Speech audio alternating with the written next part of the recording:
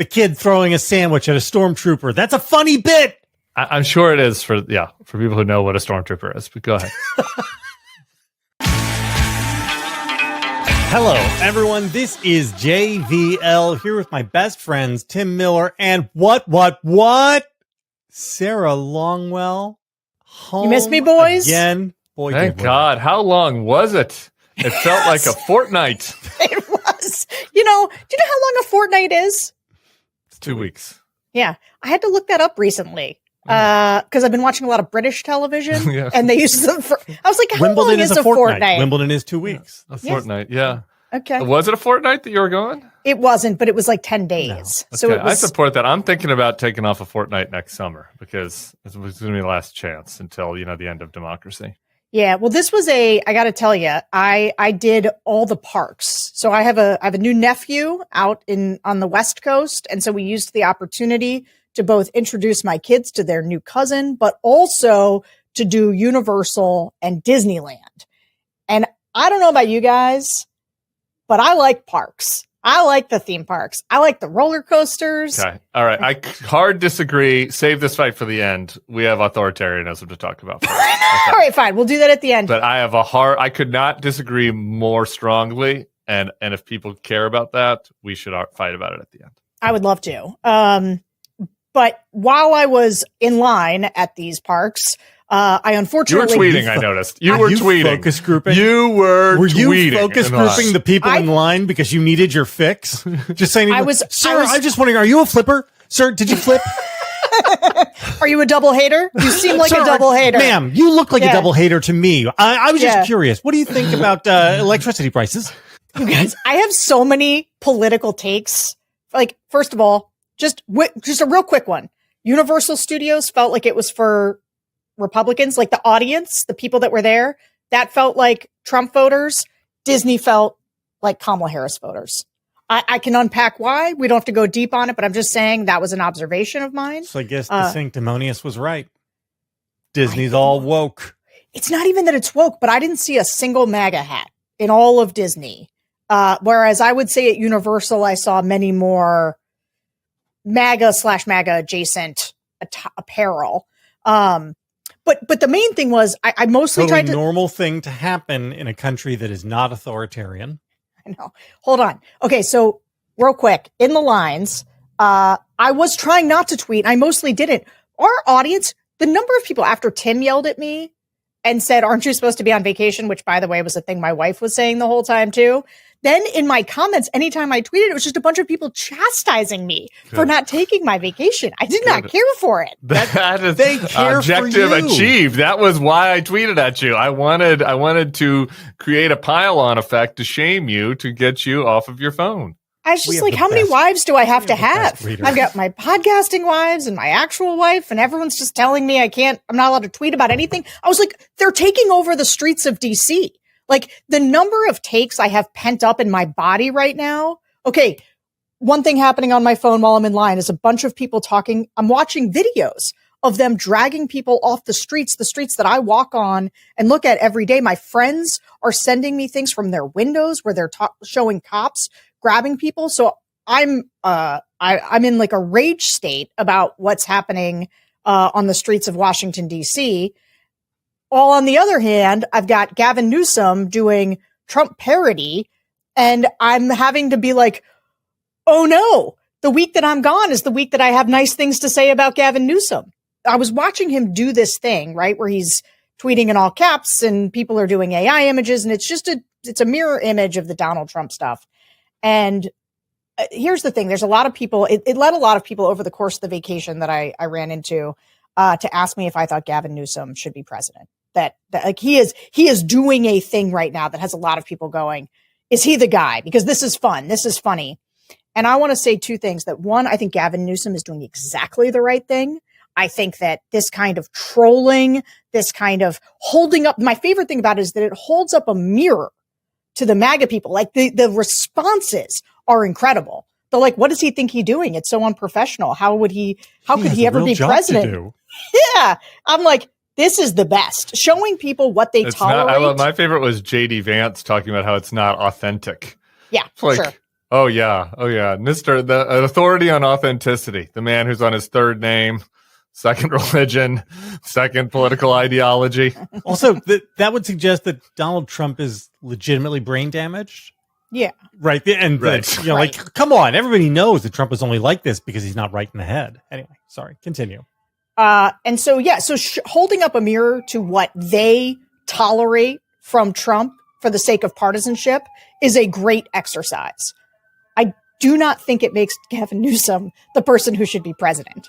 Like, I do think we have to separate. Couldn't you just handed it to him for one episode? I'm handing it to him. But I'm going to answer the question of if you match Trump in trolling behavior and shit posting, I don't know that I think that is part of what is required in this moment. I do think that people have to take it to him. And Gavin Newsom, I really do want to hand it to Gavin Newsom. He has, at most of the turns when it comes to going on Fox News and fighting, pushing back, saying they're going to, do in California what they do in Texas. Like, he handles a lot of that stuff the right way. That actually doesn't inspire confidence in me, though, that this is the person who should be president. It's more like he understands the schoolyard bullying dynamics and knows how to get into them. That's different from managing the fires and managing a state. I agree with you, but can we steelman the pro-Gavin case, which is in the year of our Lord 2028, is not the ability to be a performance artist that gets people excited about you the job of president now? I think being a leader is very important. I think whether or not one should be, or it is good for us to have performance artists as presidents. Like I didn't ask for shoulds. I did not ask for shoulds. My therapist is BetterHelp, our sponsor today. My therapist from back in 2019 kept telling me to stop using shoulds. All right. Yeah. Okay. We're asking you to assess the world as it is. And I am. And might the world as it is be that the president's job now is to be like the best possible troll? I think the president needs to be somebody who communicates directly with voters. Yeah. I do not think the president has to be a troll. Okay. Let me ask a separate question. So you're saying, should Gavin be president? I'm less interested in that and more interested in, do you think Gavin would be the most, or would be a top level candidate capable of defeating Donald Trump? No. In 2028. No. That's the question. No. And Donald Trump's going to run a campaign in 2028? I mean, sure. So he can win with 78% of the vote. JD Vance. Vance Trump. Would Newsom be the best person on the top of the ticket against the Vance Trump ticket? No. Okay. And that's what I want to hear. I think a performance artist from California is not going to do well in central Pennsylvania. And this is going to be, you're never going to move me off this, that Gavin Newsom is the wrong person. What if the focus groups tell you otherwise? Well, here's what people are going to be pumped about Gavin. His name ID is going to go. This is why I have conflicting feelings about what's happening, because I think he's doing exactly something that should be done. I think that this is like, there needs to be people in the Democratic Party who take this posture, who do show this particular brand of leadership, in fighting back and in making fun of Trump. Like, I think this ridicule, I think it is a legitimate part of what we do next. I do not think it is the presidential part. So I'm going to separate those two things. Now, let me just say, though, if that's pretty close to my take from last week, so I don't have much to push back on you. If Josh thank Shapiro, you for not listening to the Next Level podcast and enjoying your vacation. No, that's an honest. I didn't listen. I didn't listen. I heard Edgar was good. Yeah, he was. Okay. Well, thanks for letting me get it off my chest. Okay. Well, I'm sorry. I want to keep prodding you here, Sarah. Sometimes people connect that we do not expect. I would not have thought that a millionaire real estate mogul from New York City would connect with voters in central Pennsylvania and Ohio, but he did. Sure. So does the fact that Newsom seems to be the only Democrat willing to try pushing every button on the console in front of him count for anything? I mean, because he tried all the things. He tried the thing where he had Charlie Kirk on his podcast and blamed trans people, and that didn't work. And so now he's trying the thing where he shitposts Donald Trump. That seemed to, I mean, like it does. It counts for something, doesn't That's it? a good trait. Sorry, I know that your voice sounds like it's a little sarcastic, but I think we all agree like this is a good trait in a politician right now. That's what I'm saying. I'm not being sarcastic at all. Hear me when I say my whole point is that I spent the week being gone going, Gavin Newsom's doing the thing. He's finally doing the thing. Someone's doing this thing and he's doing it well. I genuinely think he is doing it well. I think he's got the right. You're right. He tried a bunch of things that didn't work. This is the thing that works. And I want somebody to go squarely at Trump. I want somebody to hold up this mirror. I like all of it. The only thing I'm saying is I do not think that translates directly into this guy should be the next Democratic nominee for president. I think this obviously works with Democratic voters and like the anecdata of just like your friends, mom, messaging you with this sort of stuff, right? Like all that sort of like all the anecdata shows Gavin off the charts right now with like Democratic normies. My big complaint, it's not even a complaint because I think for the moment, it's absolutely the right thing to do. He should be doing it. He's doing everything right for the week of August 27th, 2025. There is like an issue with the Democrats that I don't really know how to fix because it's kind of about a voter issue, which is like since we've now education polarized, like high education people don't want to be in a cult really, which is good at quite as much, right? And so what that leads us to is this kind of like meta behavior where Gavin is being, kind of like ironic, likely making fun of Trump. And that's, you can't really like rally the country behind irony and like sort of meta commentary on the commentary.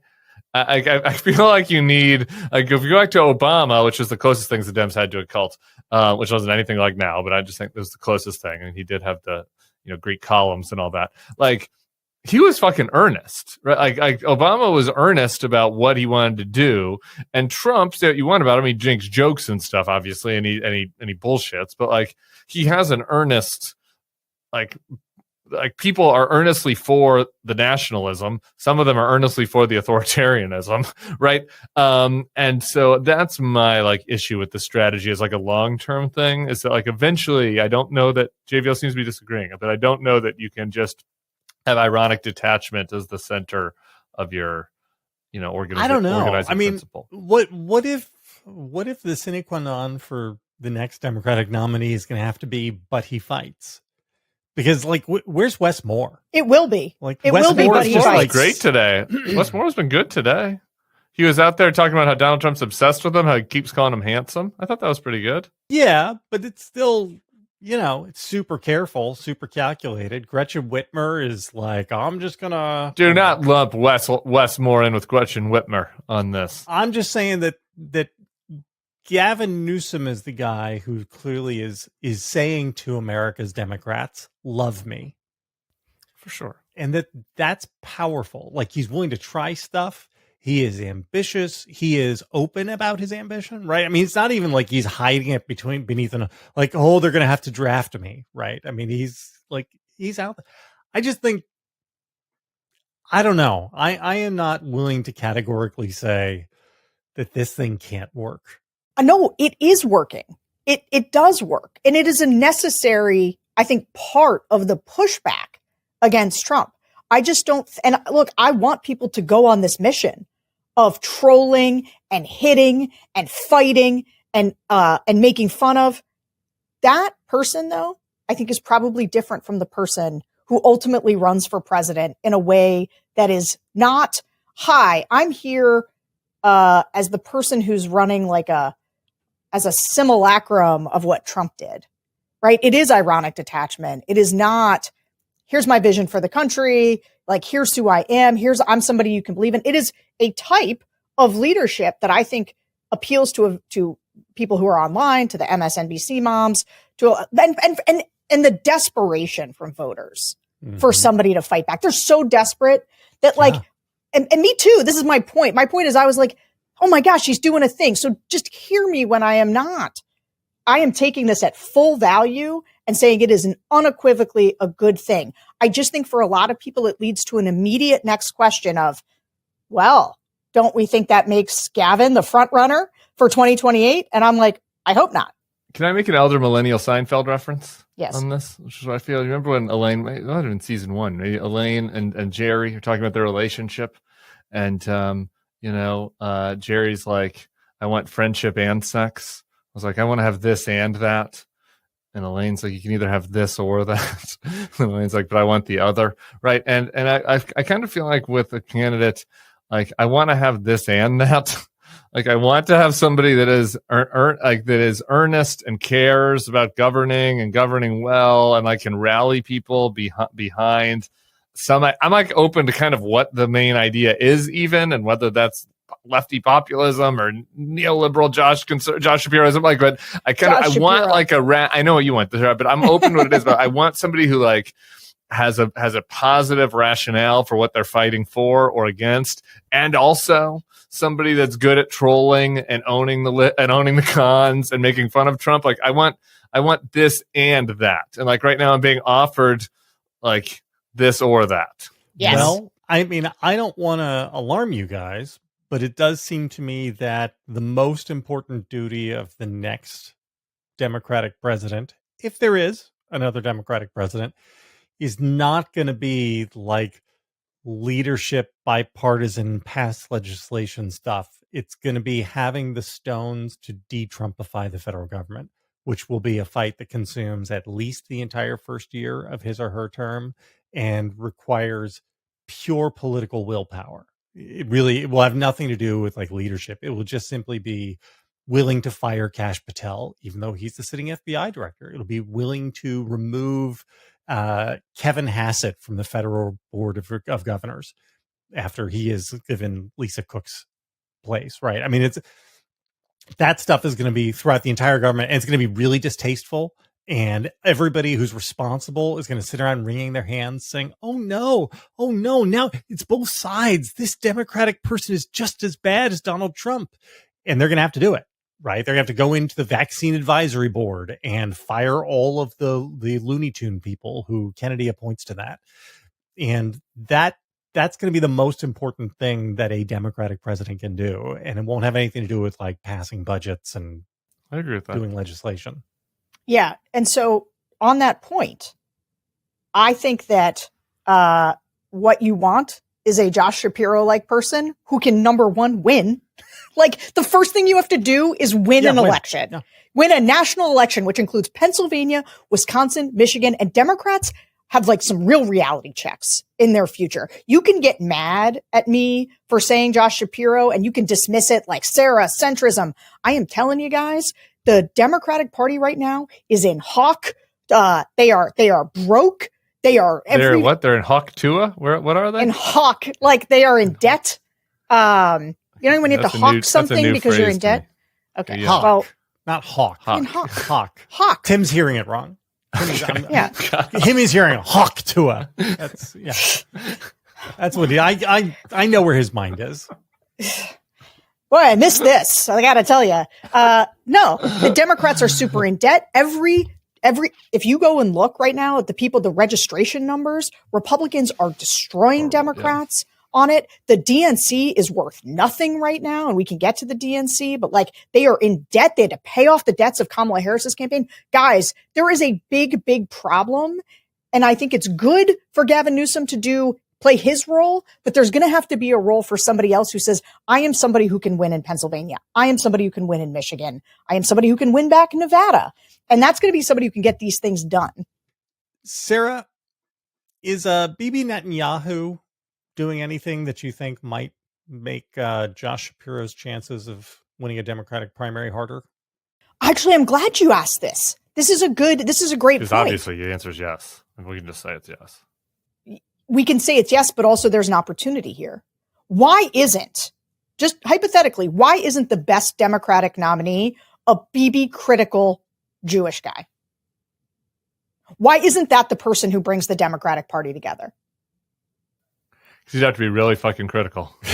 He has to be real like critical. going overboard. It's kind of like how JD Vance, as a former Never Trumper, has to go overboard in praising But Trump. why can't he do that? Josh would need to find his inner JD Vance to do the opposite on I it. don't know. I'd like to see him do it. I think a Jewish right now, the Democratic Party is paralyzed on this issue because it is a wedge issue within their own party between their donors, their activist base, whatever. I think having somebody like Josh Shapiro who can say what is happening in Gaza is a humanitarian crisis. Bibi Netanyahu is a Trump-like thug figure, and I will stand up to him when I'm the president. You don't think that plays? I think it plays. I think that would be great. I'd have to see it though. I'm just saying. I think that's a tough load to carry. That's all. No, I know. Yeah, I do. I think too. I think it would be a challenge. We're going to move on to the Lisa Cook stuff in a second, but first, an ad by BetterHelp. It was BetterHelp today. How about that? Yeah, that's right. These days, what do they call that when you do the advertisement right in the show? Native advertising. Native. I did a native ad. Give us a double bonus for this one, ad client. These days, it feels like there's advice for everything: cold plunges, gratitude journals, screen detoxes. But how do you know what actually works for you? With the internet and information overload about mental health and wellness, it can be a struggle to know what's true and what actions to take these days. Using trusted resources and talking to live therapists can get you personalized recommendations and help you break through the noise. A lot of you may be out there screaming at your phone or TV, but JVL, I've got a pretty normal life with some pretty normal problems. Is therapy really for me? The answer is yes. Therapy does not just have to be for people who've experienced major trauma. Working with a therapist can help you be your best self through everyday slings and arrows of this mortal coil. Think of it like routine maintenance for your brain, like an oil change for your car, not emergency surgery. With over 30,000 therapists, BetterHelp is the world's largest online therapy platform, having served over 5 million people globally. It's convenient too. You can join a session with a therapist at the click of a button, helping you fit therapy into your busy life. Plus, you can switch therapists at any time. As the largest online therapy provider in the world, BetterHelp can provide access to mental health professionals with a diverse variety of expertise. Talk it out with BetterHelp. Our listeners get 10% off their first month at betterhelp.com/thenextlevel. That's betterhelp.com/thenextlevel. All right. So we got to talk about Lisa Cook, because this is one of those things that I think is like probably the most significant news event of, I mean, I don't even know how to say, like, we're 2 weeks removed from the occupation of the U.S. Capitol by military forces and 1 week removed from welcoming Vladimir Putin onto American soil and having American soldiers prostrate themselves before him while rolling out a red carpet. So we've had a lot of significant things, but the president firing a member of the Fed Board of Governors as part of his ongoing push to take over the Fed itself, kind of a big deal. And yet I can guarantee that, Sarah, you will never conduct a focus group in which anybody mentions the name Lisa Cook. And that if you prompt your focus group people, what do you think of the Lisa Cook firing? You might hear 3 people total who have heard of her, and 2 of them will be Fox News watchers, and 1 will be an MSNBC watcher. And the 2 Fox people will be like, yeah, it's time to get rid of her. And the DEI hire. So I don't know. Like, I'm pretty depressed because of the whole Lisa Cook thing, and because of what an unserious country this is. Sarah, would you care to talk me out of that? No. Why would I talk you out of that? Because you're the optimist. That's why. Yeah, I know. But this is bad. I'm not optimistic, like blindly optimistic. I know, actually, I got to tell you, being on vacation for 10 days and sort of standing aside from things, maybe you had this experience too, JVL, how quickly things are moving, how many bad things happened that I saw during that period of time, where I was like, the rapid nature. And it was so weird to be in a place where everybody was more or less happy and normal. and like going on rides while I was looking at my phone. And this is one of the reasons you shouldn't look at your phone. Like, you should allow yourself to live in the world and have it not feel like desperate. I'm sorry. I all know the this time. is kind of a minor thing at this point in the serious podcast, but like, did you not have the fast pass? Like, it felt like you were in the lines a lot. Like, why were you looking at your phone so much? Okay, sorry, Save that for the end. Sarah, you, Bill, and I all had the exact same reaction coming, like re-entry from vacation. I think we all came in more depressed because the not being really in it every day the way we are when we're working made the shock to the system of coming back. Like, it really highlighted the rapidity of what's happening. Well, and there's this, I mean, I don't know how much of this is worth getting into, but there is the dissonance of looking at your phone and feeling like, man, the slide to authoritarianism is happening so quickly. And then looking around and being like, no one seems particularly bothered by this. And if they are, they're keeping it to themselves. Like, it didn't feel like a world that was ready to go fight or even was noticing what was happening. Now, granted, what's to be said when you're at Disneyland? But I don't know. The contrast. And I do think that some of this is a problem. Like, part of the problem of our phones is that it concentrates the negativity into one space. And I think that that's a problem overall. On the other hand, I really do feel like people just going on with their lives while this is happening is the bigger of the two problems. Tim, give me some Lisa Cook thoughts. And the thing I'm the most obsessed about on the Lisa Cook situation is not really about Lisa Cook herself, though obviously it's insane that what is happening and it's bad. And I don't like the single Fed board governor. Like, is that going to be the thing that brings the end of democracy? I don't think so, probably. But like the way in which it happened, I cannot get myself off of this Bill Pulte character. Yeah. Like, the Bill Pulte character to me seems to actually be the central character in this, which is that, he is in charge of the Federal Housing Finance Agency, FIFA, and this person in charge of FHFA, I guess apparently has an enemies list. And like, that's where we're at. Like, the head of the Federal Housing Finance Agency has an enemies list that he's going through, and he's trying to find if any of the enemies filled out their mortgage forms wrong. I just don't think that's really sunk in with people. Like, that is where we're at on the authoritarian project. But that's like planning, right? I mean, that is Project 2025 level stuff, sitting around. Once we get inside the government and we have access to all the data, what are ways we can find things on people to use against them?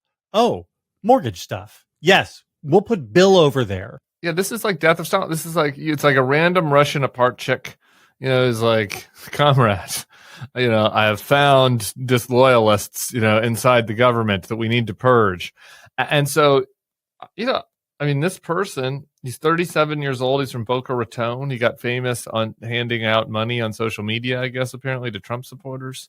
He gets this job like as this random bureaucrat, and he's using the job to target people. He's gone after now Tish James, Adam Schiff, and Lisa Cook. I don't really know the merits of their mortgage issues, and I don't think it really matters, right? It's not as if this is a neutral effort where the government is looking through people that declared two homes as their primary homes, and they want to clean the system, and everyone's going to get a fine if they did that. So you know what I mean? Yeah. Like, that's not what's happening. Like, they just specifically targeted people, like a group of people. They found a couple they think did something wrong. The guy makes accusations against her. There's no jury. There's no grand jury. There's no trial. There's no, anything. And the president is just like, you're fired because of this. Like, it's not. It is a banana republic. It's a banana republic type situation. And I think that there are like some discrete concerns about like the worst case scenarios with the Fed in particular, right? Like, if the Fed loses independence and what the economic impacts of that. And I think that's a very serious concern. But I guess I'm just more struck by like the witch hunt purge side of it.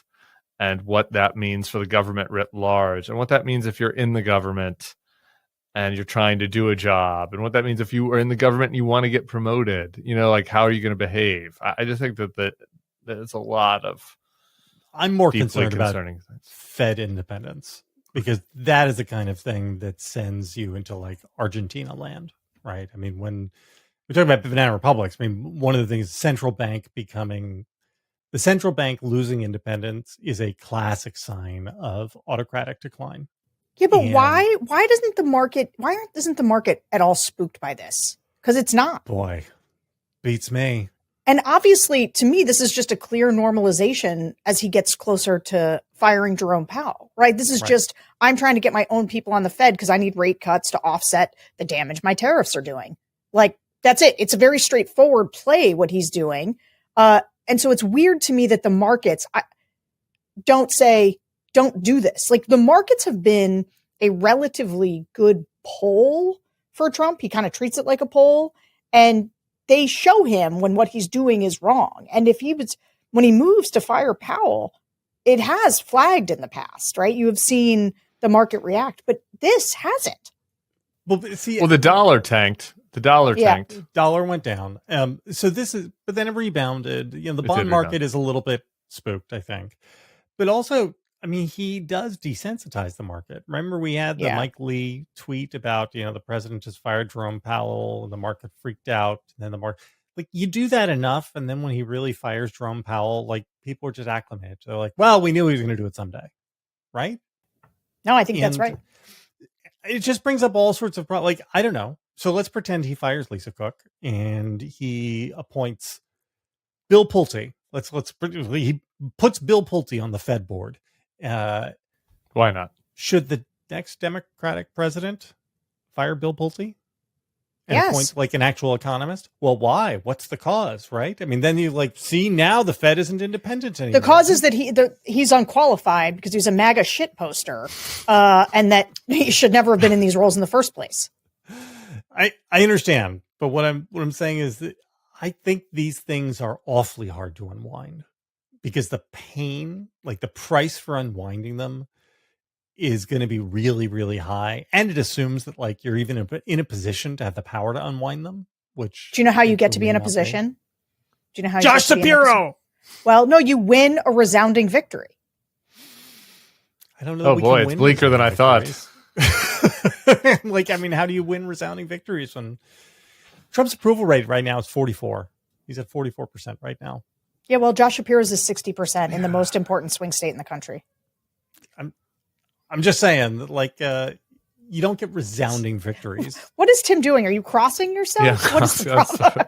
It's a combination between Serenity now and the sign of the cross. So, is there any? But why? Humor Why are you just acting because like that? it's just like, I mean, this is like when I'm on the FY pod and Cam brings up BB again. It's just like, I can only hear Josh Shapiro's name so many times in a podcast. Okay, well, I can only hear Gavin Newsom so many times. I hear you. Okay. Just it's like to you and close the JVL. loop It's like, on what is Lisa the point? Cook. Isn't this a secret podcast right now? JVL doomsdaying about the future of our autocracy. You talking about how Josh Shapiro will save us? Like, why am I here? I guess was really to my close the loop on this. Is there anything to be done about Lisa Cook in a political sense, or is the answer that what is going to happen to her will be dictated by courts and Democrats should not obsess about it because there is no way to ever get anybody to care about it? Like, what I get, my question is, talk to me about Lisa Cook as a political commodity. I don't think it is much. I think this is a court fight. This is an important legal fight. And I think that the Democrats, I haven't quite formulated exactly what this looks like, but when I was talking with Tommy Vitor on Friday's pod, I played this clip from this guy, Tim Dillon. He's like this MAGA comedian guy who's kind of a conspiracy theorist. And Tim Dillon was basically like, all the things that me and Alex Jones have been warning about are coming to fruition. It's like Palantir is getting all of our data. There are jackbooted thugs in the streets, pulling people off of the streets. Like, I'm concerned about the power of the federal government.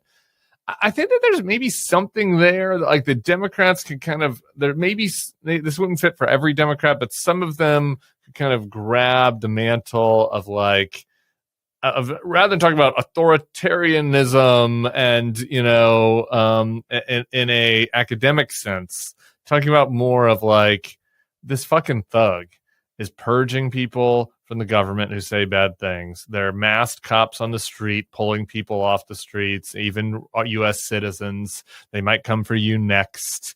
You know, there is, I think that there might be kind of a way to sort of get back the Glenn Greenwald part of the horseshoe with this. That, you know what I mean? Like there's a little bit of like a Trump is consolidating power in a fascistic way.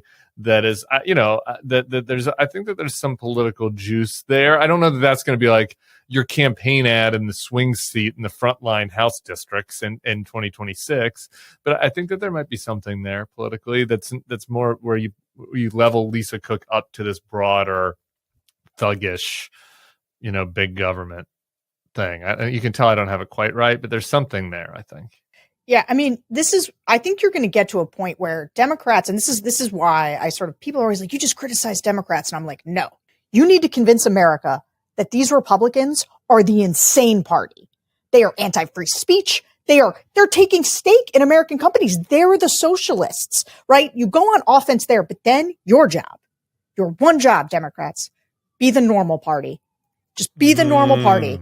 Right? Which leads we are us so fucked into the Democratic National Committee meeting this week in Minneapolis. Tim and Sarah, here, we'll make this a secret pod with just the two of you. I am going to step back and just let the two of you take the rubber hoses. How does this happen? I guess is my question. How does this happen? The meeting begins with a land acknowledgement, which is like, I just want to say, I go to yoga studios where they do land acknowledgments at the beginning of the yoga class. I think that's totally fine and appropriate. I don't have any issues with it. If you want to acknowledge the land that you're on and the Ohlone people, and you think that gets people in the right spiritual mindset, cool. That's fine with me. I always was a little bit confused during like the height of the awakening why people would want to do a land acknowledgement like during a meeting in a conference room at Meta. You know, like I don't know that was really necessary. Like that we begin our meeting with a land acknowledgement, and I don't understand why a party committee that's job it is to appeal to as many humans as possible, 50+1%, and maybe even more of the country would do something that feels so crazy to such a big swath of the country, even if you don't think it's crazy. And like, they begin this meeting, and the woman, I guess she's speaking a native tongue. She comes up to start the meeting, and so I don't know that anyone in the room knew what she was saying. I don't know why she would say it. And then she does the land acknowledgement. Okay. I don't know how that gets approved. If you work for a Democratic campaign or staff or a politician and you're in a meeting where people go through an agenda and there's going to be a land acknowledgement, please throw your body on the train tracks. Then they also have a presentation saying that voters overwhelmingly favor a serious about safety frame over a tough on crime frame. This is Veep shit. This is just fucking Veep. Like we're in Veep right now. What is this? Like, serious about safety. Are you on a college campus? Like it sounds like what you do. Like it sounds like the way a presentation you get at the beginning of your college to be like, we are serious about safety on this campus, and that's why we have these following things. It does not sound like a presidential campaign. So stop. We did this at the RNC. Back when I worked at the RNC, this was 12 years ago when the Republicans were defined as the crazy party and the Democrats were a little bit more normal. We had these meetings, RNC meetings, and it was tough because you'd be there for 3 days and you'd have to let all these people speak, and they're fucking insane people in the room, and somebody would want to talk about how women shouldn't have control of their own wombs or whatever, and that somebody, and then it'd be Dave Weigel would be in the room and write an article about it, and this would be my job to kind of deal with it as a PR person. So like I get it, some of this stuff is a little unwieldy, but like that's your job though, to wield it. right? I mean, it's your job. Like, does this meeting have to be in public? Like, do you have to have a PowerPoint presentation where you talk about all the woke speak? Like, how are we still doing this in 2025? You know, I don't get it. I don't understand. I don't know who it's for. And I just think that, like, get back to Gavin, I don't think we're asking too much. This is the other thing. People are nitpicking. People, sometimes Democrats are feeling nitpicked. I don't feel like people are asking too much. It's like we have a aspiring authoritarian in the White House. Like, focus on how bad he is. Focus on that. Focus on rallying people around fighting him. That is your job at the DNC. It is not your job, actually, to create policy. It is not your job to make sure that every minority group feels like they have a safe space when they come to your bill. Like, focus on the job of registering voters, of going into communities and identifying people that might be Democrats and interested in your message, and talking about how Donald Trump is a fucking shitbird. Like, that's your job. That's it. It's not that hard of a job. That's my rant. I think I agree with all of that. And JVL, you know what? You don't get to just sit back on this, because this is the moment that I've been talking too much. I'm sorry. No, you haven't.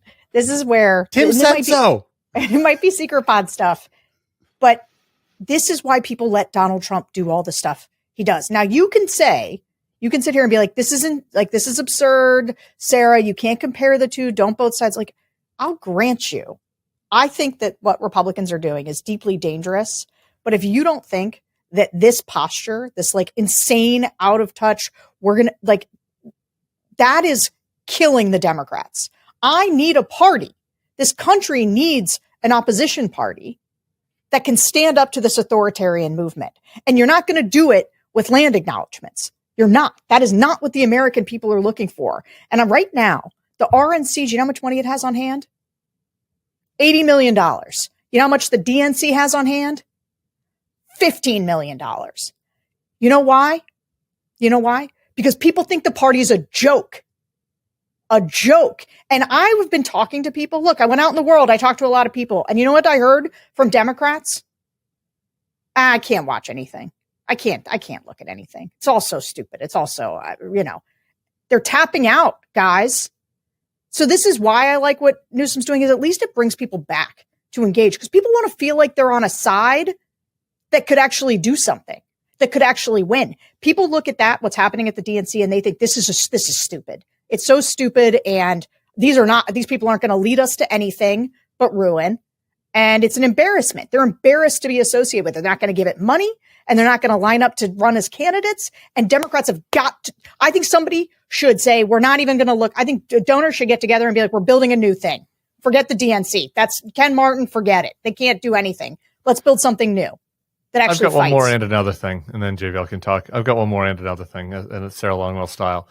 Because I do want to throw a hand it to the left a little bit on something, which is that one element of the left, which are kind of our natural foes in the coalition. But I feel like we can do an olive branch on this.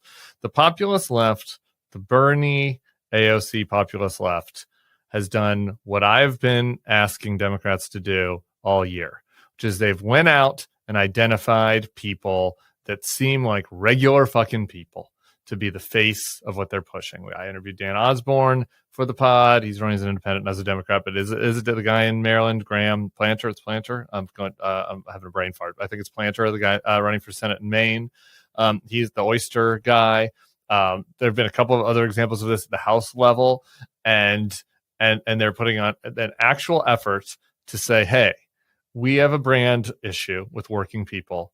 We're going to do, I don't love every single thing that they do in all those ads, but just as a general matter, it's like, we're going to go recruit working class people. We're going to do ads where they talk like regular fucking people, where they, act normal, where they don't focus on identity stuff, where they focus on economic issues, where they focus on their backgrounds, as people in the communities. And that is great. Those are people to put forward. Like, that is another thing that the DNC could be doing that is useful. Like, there's no reason why every person running as like a working class person fighting for economic interests needs to be a lefty Bernie populist type. Like that mold could work for a center left type candidate. There's no reason that couldn't be, something that they're trying to do, to put more faces forward. And like, it doesn't all have to be white guys. They're like, I'm trying to get Angie Craig on the pod. She's going to be on soon. Marie Glusenkamp Perez. Like, you can find women. Like, you don't have to just get white guys, but you could find just working class people or folks that like know how to talk normal, and have them put them at the front of the DNC meeting instead of doing the identity shit. And like, that's what people want. Love everything you guys are saying. All right. Best piece of news we've gotten all week. Sandwich Man lives. The feds have failed to secure their felony indictment. USA. I feel like Hulk Hogan is smiling down from somewhere. The people of Washington, D.C. were not going to lock this man up. Right. Yeah. So, I don't know. I mean, is there anything more to say about this other than, yes, it's nice to have somebody resisting? I have one thing to say about it. Go ahead. That's good. That's positive. Because I mentioned this briefly yesterday on the pod, and I think that, or was it on? I forget where I was.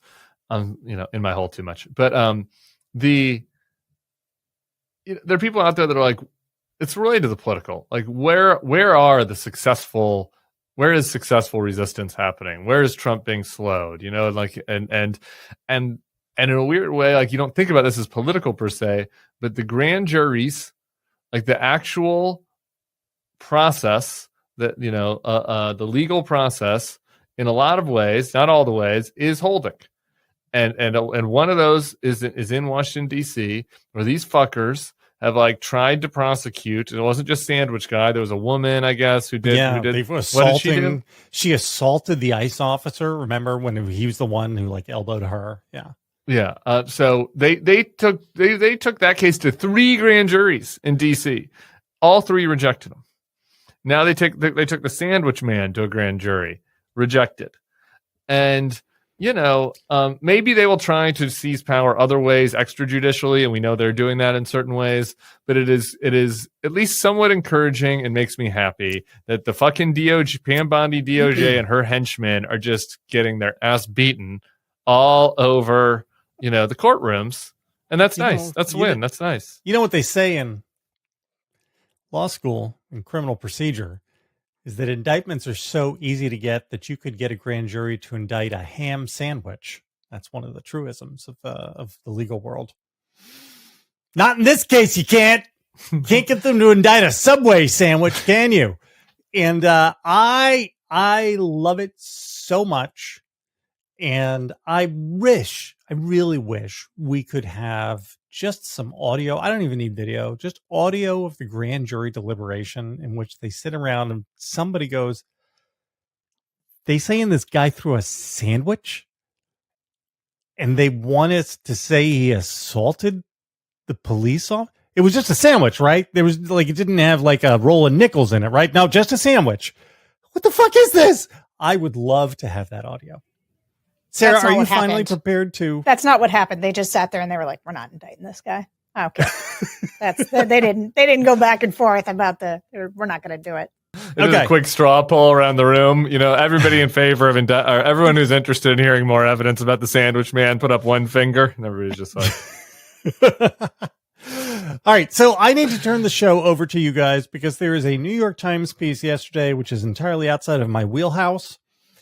Headline is, A gays of Washington who have never been happier to be out, proud, and Republican. I have so many questions, including how the pro-family, pro-Jesus Republican Party could allow this.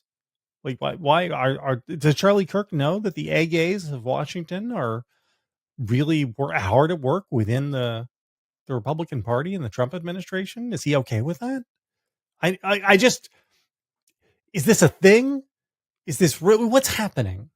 I'm so excited to talk about this because nobody knows more about gay Republicans, me and Tim, than Tim and I Then Tim and I. you worked at the log cabin Republicans. I never did. So I defer to your expertise. And these are periodic write-ups. Like, I have been in the gay Republican sphere long enough to know that this story gets written periodically.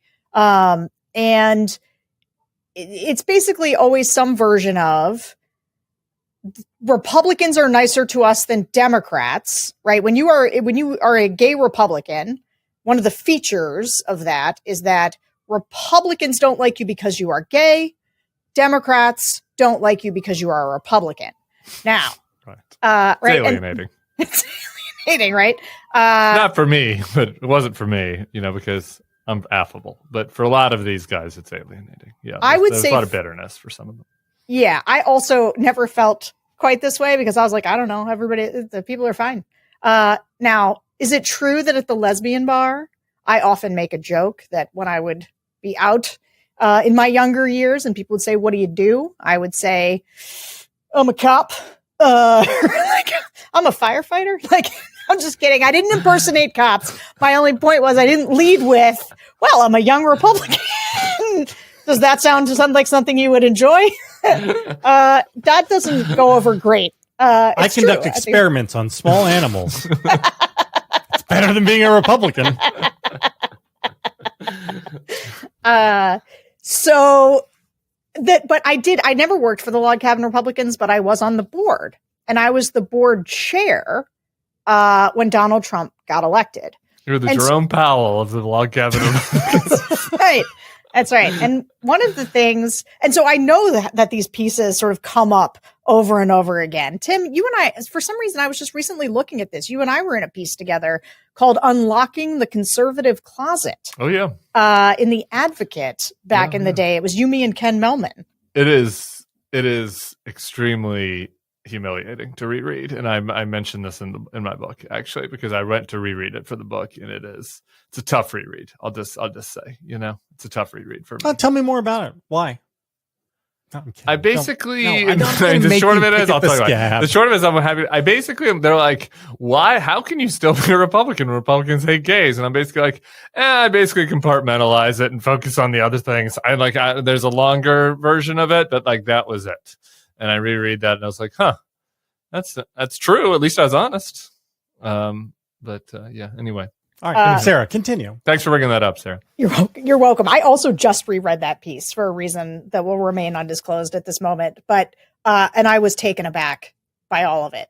However, in the early days of Trump, this is when I was the board chair of Log Cabin Republicans, and I was like, I did not want to endorse Trump, because one of the ways that the Log Cabin Republicans or the gay Republicans become a focal point every election is, will they or will they not endorse the Republican nominee who invariably, up until Trump, would make, kind of a show of being anti-gay. And this was a tough thing. And Tim, you with Mitt Romney, you may recall, right? Romney was the governor of Massachusetts, where he was totally cool with the gays. Okay. Then he ran as a Republican on a national ticket, and suddenly was very no, I don't believe in gay marriage. Yeah. And John McCain and George W. Bush, we knew one of the things that is a strange piece of the gay Republican thing is you sort of didn't listen to what they actually said. You inferred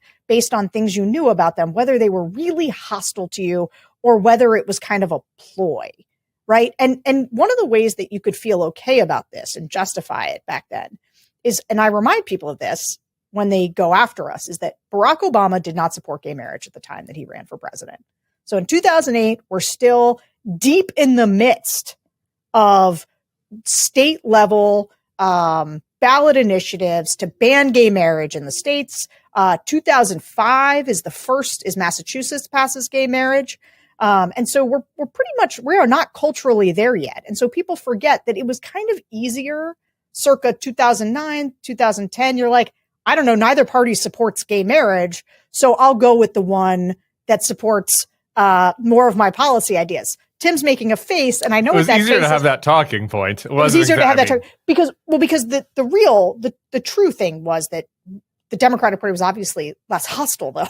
It was obviously less hostile than the Republican Party. However, several of the nominees in those early years, we also knew were not personally hostile to gay people, but they were hostile for the sake of electoral positioning, right?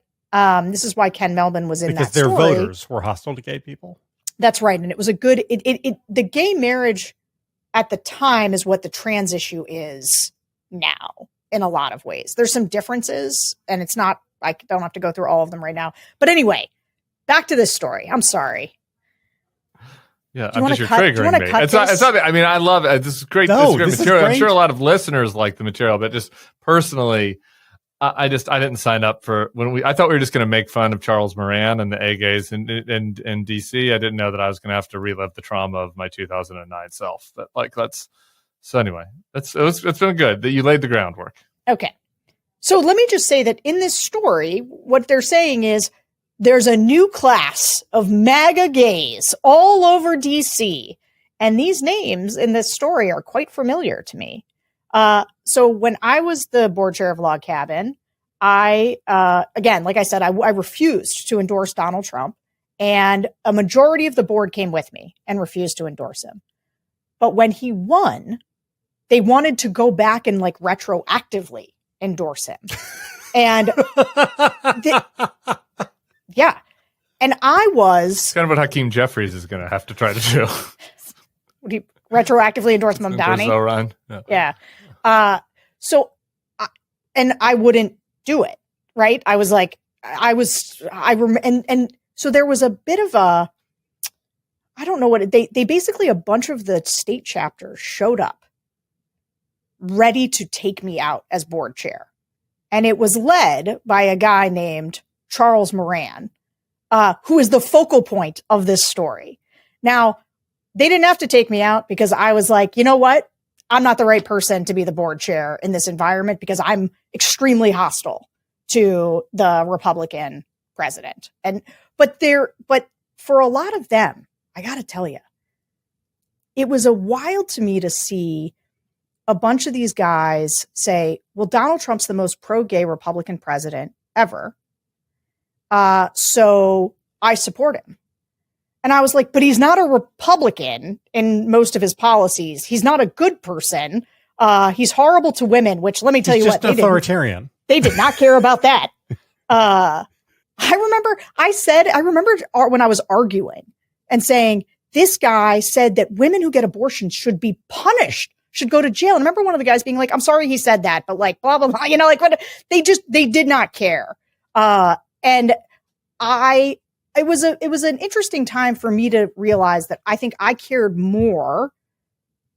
Like, I didn't care that he was not hostile to gay people because he was hostile to like everybody else. Like, just because he authoritarian. Right. It was. See, he didn't want to especially persecute gay people. He just wanted to persecute all the people he hates. That's right.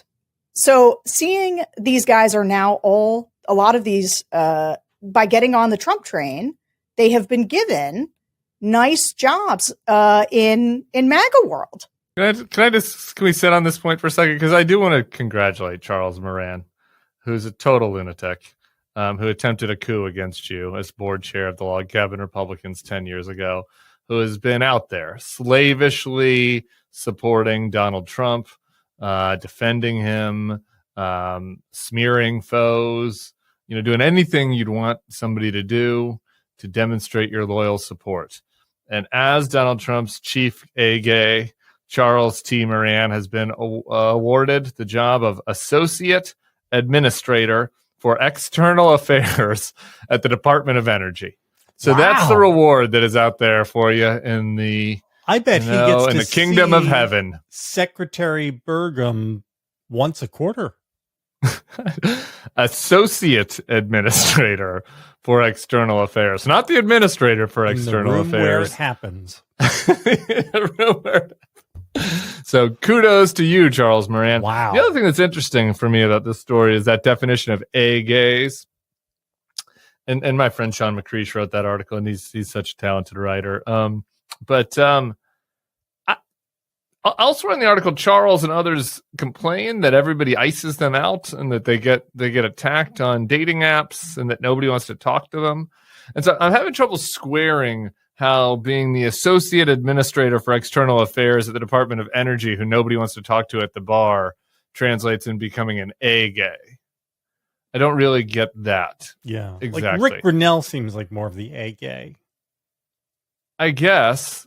I mean, but like A with who? I mean, I guess if by A gay you just mean within MAGA world, you are the A-list gays. So like you get the best table at the Melania function at Doral. Okay, sure, but I don't know. I'm not. I have some to me, questions. it feels like kind of like it feels almost like they aren't really given a seat at the table. Oh, I'm just saying, like, if Charles Moran was like a Bill Pulte type or a heterosexual somebody, you would think that maybe he would have had a better job. I mean, like, it's not like a competitive category to get to the top of Trump world these days. His golf caddy is now in charge of hiring for the entire government. That was a job that was recently posted. Sergio Gore, for example, is used to work for Rand Paul. There's another Trump shit poster. He's now the ambassador to India. I'm just saying, these guys, if they were straight, might actually have better jobs. Maybe they're at the back of the bus. That's all. Having known many of these people personally, there was a time when there were a lot of gay people in Republican administrations in high-level jobs. They were in high-level jobs because they were talented, whatever. And it was tough for them because many of them had to be closeted. And many of those people came out subsequently, whatever. That group of people is a very different category than this group of people. This is a group of people that wields being gay as like why they should have the job, and also loves to complain about, again, because it's all a culture of victimhood. So it's like, politics. Here's how we're mistreated. And it's the story is about like, and there's always been a gay mafia in the government, both on the left and on the right. But it's like, now it's just more open. And it's all about how they're besties with Melania and they text each other when they need something. But this, boy, how do I say this, Tim? You don't want to hang out with these people. I would rather, honestly, I just drop me in the middle of a Baptist church in Alabama instead. Same. This is not. I can find at least a couple of earnest good people in that congregation. I think there's a world in which sometimes people get iced out for being gay Republicans, and then there are people who get iced out because they are dicks, not people you want to be around at all. And I think it is much more the latter than the former. I have so many questions. The first of all is, were there gay Republican shit posters in the before times? So like back when the log cabin, because my sense from the outside was that the log cabin Republicans were basically a bunch of like super buttoned up normie Republican types, and not people who like had a taste for authoritarianism and like revanchism and whatnot. I mean, I think there were a couple of gays over the years that had a taste for authoritarianism. J. Edgar Hoover. I don't know. I'm sure we could come up with some more if I was thinking about it. But yeah, I don't think stereotypically. I'm just talking about the Republican gay section. So let me tell you a little story. Sarah took us down memory lane. Let me tell you a little story. Okay. In 2012, I had an issue, and this was one time I encountered Charles Moran. I was the spokesperson for John Huntsman's campaign. A big problem that we have is that we were branded correctly as being a bunch of moderate squishes, and that's not what you want to be in a Republican primary. So there were a decent amount of gays that wanted to support us, and that was dropped on my plate. Like a lot of log cabin Republican types wanted to support us. And so we had an event in DC. There was like a gays for Huntsman thing that I tried to keep closed press. Like, I want attention for this. And a bunch of people were there, including like one or two of the people in this story who seemed like they just want attention and would go for whoever would give them attention. But like the most people there were like John Huntsman type Republicans. They were like, stereotypes: socially liberal, fiscally conservative, best They little have boy in the corporate world. jobs. Yeah. That's the stereotype. That is true. And I think that's something that has changed in the Trump era is that just like in any other group, not just gays, some people have a thirst for power and want to go after their enemies, and they have grievances that Trump appeals to them because they're aggrieved. They were aggrieved that people were mean to them in the lunchroom, or that the other Republican staffers didn't give them enough credit, or that the Democrats were, wouldn't date them or whatever. Right. So it's like any other group. They were drawn to Trump via their grievance.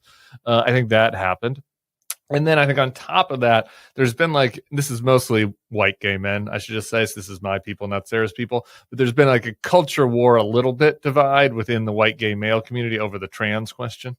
And there's a category now of gay men who are kind of almost culturally right, because they don't like trans people. They don't want to be a part of that. They don't like the pronoun mafia. And then it's an easy jump there to being I'm also anti-immigrant, it turns out, and whatever, right? I think, so I think that there is kind of also, so I think the two groups, there was the pre-existing log cabin gays who kind of sort of turned out they had a taste for the grievance politics, who went along with it, Charles Marianne. And then I think there's a new batch. All right, kind of younger. Second question. That's my anthropology. This one for you, Sarah. Is there a corresponding group of lesbian Republican types who have thrown in with MAGA? I mean, I'm sure you can find a person or two out there, but I was struck actually by the story that there was. This seems to be a phenomenon just of white totally absent of women. There was not a single lesbian in the story, right? And I'm not sure. I have not looked at where the organization is or who is a part of it now. But when I was there, I made a real concerted effort to bring women onto the board, both straight and gay. And we had many more women during that period. I suspect they are all gone. And I saw no evidence. And the women that I know. Your girl Jill Homan is still there. I'm Googling it. Oh, Jill Homan, yeah. But no, it's mostly boys. Yeah, I mean, it was always male dominated. And look, there was a period of time where I thought the Republican Party was going in a really different direction than it went, which was sort of we're going to be more socially moderate and sort of fiscally conservative. And it went the opposite, exactly the opposite way in both directions. It's now sort of fiscally crony capitalistic and socialistic. It's just going to just take stakes of American companies and have it pay ransom to the federal government. It's going to seize the means of production. So just downright socialism mixed with nativism and, the fact, look, I think that there is, to Tim's point, I think that when we were having this conversation around trans issues when I was there, and I think there is a world in which that's a very legitimate conversation. HRC is having this conversation too. The gay organizations are trying to square the fact that the gay issues and the trans issues are not the same, and it's not the same people, but everybody's part of the same movement. And how do you manage that? And it's really, it's complicated, and serious people can have a serious discussion about those issues. There's a difference though between actually, now that they've let us in, after all these years of them not letting us in, we're going to throw the door closed behind us. And if they're going after Muslims, if they're going after women, if they're going after trans people, if they're just being jerks and corrupt and whatever, I don't care as long as I get to party with Melania at Mar-a-Lago. And it is gross. It is bereft of principles.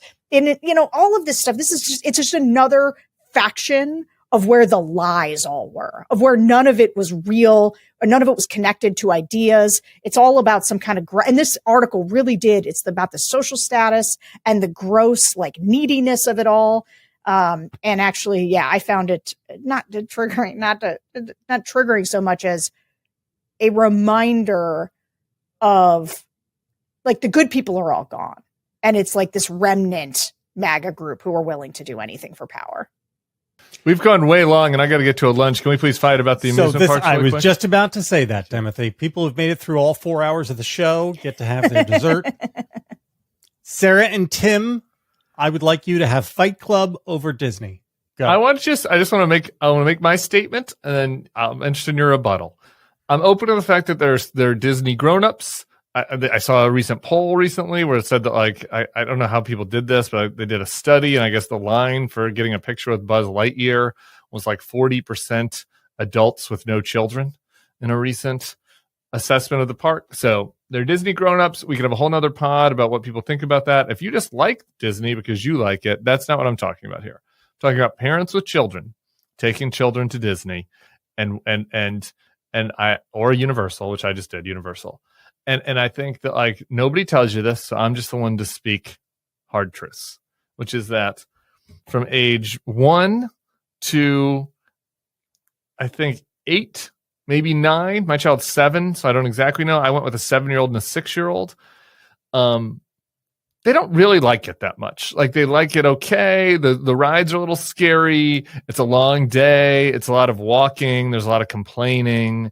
They want gifts there's a gift store at the end of every ride. They want you to buy them a gift at every ride. And I keep telling people, I was like, if you take your kid to a toy store, to your local toy store, and say, I'm giving you $100 to buy whatever you want, they will have a better time in that toy store than they will have at Disney World or Universal from the age 1 to 7 or 8, and you will save $1,000, okay, or $2. So okay, and then there's like a short period where the kids really love the rides, or I'm sure it's fun. I don't know what that window is exactly. Maybe JVL could tell me, like 10 to 12, maybe. And then I remember this myself. I don't have a child like this where I had younger siblings, and then you become a teen where you resent it, where you're like, I don't want to take pictures with these people. I don't want to be here. I'd rather be with my friends. This sucks. So, like, there's like this tiny window of magic that if you're in it with your children, I encourage you to take advantage of it. But outside of that, it is a burden. It is insanely expensive. And I think that there's propaganda. I think that people propagandize about it, and there's pressure from grandparents to do it for their needs, not the children's needs. And I object. I'm a conscientious objector. But I went, and it was a very fine day, and we'll have a lot of great memories and pictures from our one day. In response, Sarah Longwell. Okay, so my boys are 7 and 9. And so I don't know if they're in this window. The younger one definitely hit at the end of the day. You're right about I checked my pedometer. It was 25,000 steps we got. Like it was a lot. And it was hot. It was hot last week in LA. But let me tell you something. It was the first time that I got to do roller coasters with my kids, and they both said, I don't want to go upside down. I'm afraid to go upside down. And I pushed, I nudged, and we went upside down, and they loved it, the Incredicoaster. Now, I think that call them they babies and tell them you wouldn't love them if they didn't go on it with you. No, you know what I said? I said, guys, we're having a yes day. We're having a yes day. And so you're going to say yes to some things that you wouldn't maybe normally do. And I'm going to say yes to some things that I wouldn't normally do. That's good so parenting. Let me tell you what, we did Universal and we did Disney because they were close and we were out on the West Coast. I think that, so my kids are in 2 worlds right now, Star Wars and Harry Potter. And so to be able to go do the Harry Potter world where we had up some rules about what we would buy them. And it was basically, we were going to let them do lightsaber. Wands and lightsabers for everyone. We got a wand and a lightsaber. And I got to tell you, Universal Harry Potter World, they could do spells with their wands and like the thing they would do something. I thot the parks were incredibly well run. What kyber crystal colors did they choose? So one chose blue and one chose green. And I'll tell you, it was magic for them. We rode the Rise of the Resistance and the Smuggler's Run and them getting to drive, to fly the Millennium Falcon. I mean, for them, this was, I had magical moments. I'm just going to say yes. I'm happy for you. There was some whining, and there was some begging for things that they did not get. But there was also getting to fly on a broom, getting to cast spells, getting to see a TIE fighter. My oldest kid, so I'm just going to tell you one little story. my oldest kid, so when we were in the Star Wars thing at Disney, the stormtroopers came through, and my oldest wanted nothing to do with them. They were the bad guys, and he was nervous and scared. But then we saw Rey. You throw a sandwich at them? No, he didn't throw a sandwich at them. He just didn't want to go near them. I was like, do you want to go get a picture? You want to go say hi? No, no. For that, Tim? No, like kind of hiding behind me. Sorry, I don't know who these characters are. I also, in addition to not being a big theme park person, I also know nothing about Star Wars. I don't know the names of the characters, and so I started to space out. The kid throwing a sandwich at a stormtrooper. That's a funny bit. I'm sure it is for people ahead. who know what a stormtrooper is, but go ahead. All right. Well, let me just say, woke Disney came up with a female. There's, of course, in the new chapters, there's a woman hero named Rey. And my kids are growing up with her. And when my oldest met, like, the Rey character was walking around, and I have never seen my 9-year-old boy blush harder or be more excited. She gave him a mission, which is basically like the mission of the fly the Millennium Falcon and go get me some coaxium or whatever. And he was like jiggling in his, like, he couldn't hold still. And he was like, yes, I will. Yes. And she was, it was a wonderful moment. And I'm sorry, Tim, that you can't experience that joy.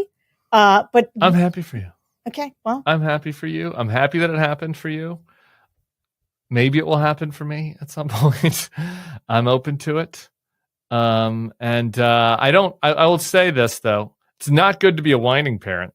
And so I'm sharing this with you on this adult show. Sometimes people complain because we cuss and they have kids in the car. So I apologize if you have kids in the car. I don't want to take anyone's magic away from them. I put on a great face for Toulouse. I pretended like I was having fun. You better believe I was faking it. Okay. But I just mean inside, I think the whole family would have had a better day if we did 4 hours by the pool and 1 hour at a toy store.